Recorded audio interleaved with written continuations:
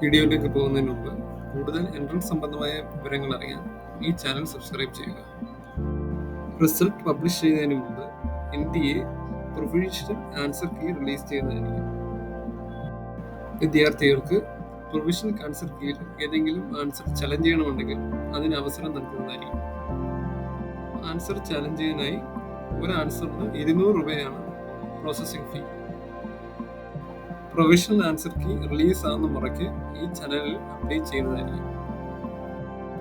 Final answer key result പ്രഖ്യാപിക്കുന്നതിന് മുമ്പേ release ചെയ്യുന്നതാണ്.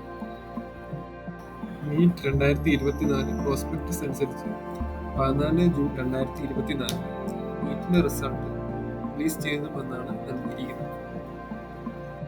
ഈ ഡേറ്റിൽ ചിലപ്പോൾ മാറ്റങ്ങൾ ഉണ്ടാവാം.